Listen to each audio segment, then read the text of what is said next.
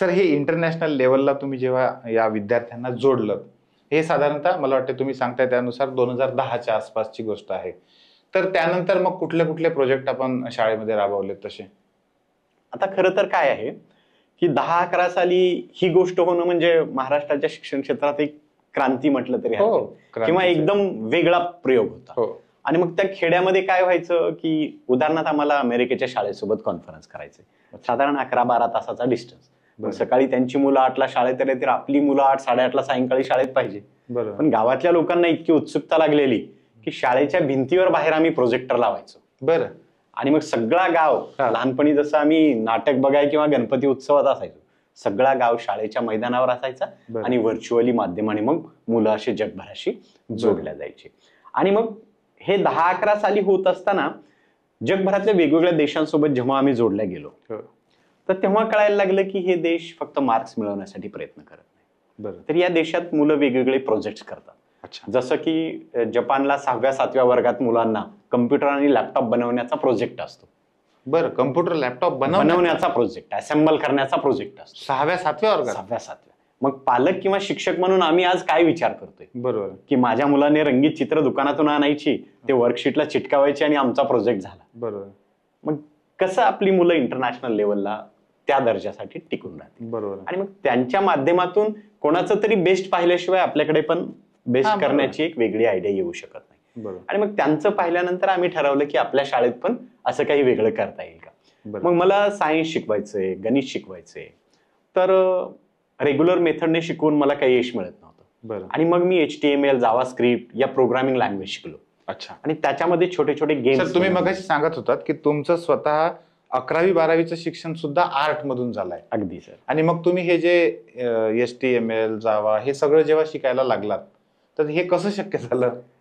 लहानपणी माझ्या गुरुजींनी मला एक म्हण शिकवली होती. बरं.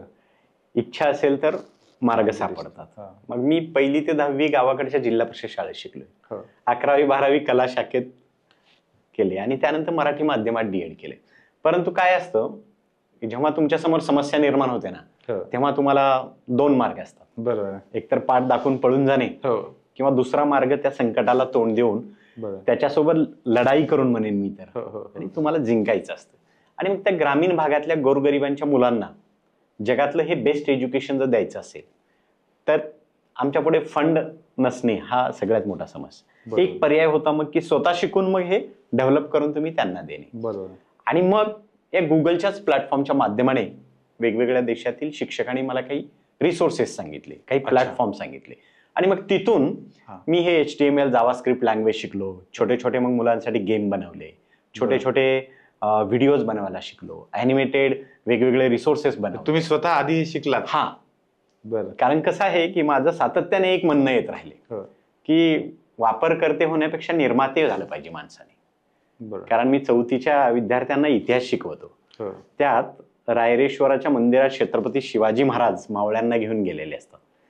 आणि मग एक शिवाजी महाराज त्या मावळ्यांना म्हणतात की किती दिवस दुसऱ्याच्या ओंजळीने पाणी पिणार आहात. आमच्या शाळेतल्या एका मुलीने हा प्रश्न विचारला, सर या ओळीचा अर्थ काय असतोय? अच्छा. आणि मग त्या दिवशी मला सुचलं की अरे हे आपल्यालाही लागू होतं. म्हणजे इव्हन मलाच नव्हे तर आपल्या सगळ्यांना लागू होतं की किती दिवस दुसऱ्याच्याच बनवलेल्या गोष्टी आपण वापरणार. अगदी. त्याच्यासाठी आम्ही हे सगळे रिसोर्स स्वतः बनवायला शिकलो. आणि म्हणजे त्याच्यानंतर कॉम्पिटेटिव्ह एक्झामसाठी मी अँड्रॉइड ॲप्स बनवले सर. अच्छा. हा, म्हणजे महाराष्ट्रातला मी पहिला शिक्षक ठरलो हो. की अँड्रॉइड ॲप्स बनवून ग्रामीण भागातल्या मुलांना. हा. आणि त्याचं विशेषतः म्हणजे मी ग्रामीण भागात काम करायचो, इलेक्ट्रिसिटी नाहीये, इंटरनेट नेटवर्क नसायचा, तर मी ते ऍप असे बनवले की ते विदाऊट इंटरनेट ऍक्सेस व्हावे. ग्रेट. हा, वन टाइम तुमच्या टॅबला किंवा लॅपटॉप विंडोजला इन्स्टॉल केलं की ते लाईफ टाइम तुमच्यासाठी फ्री काम करायचे.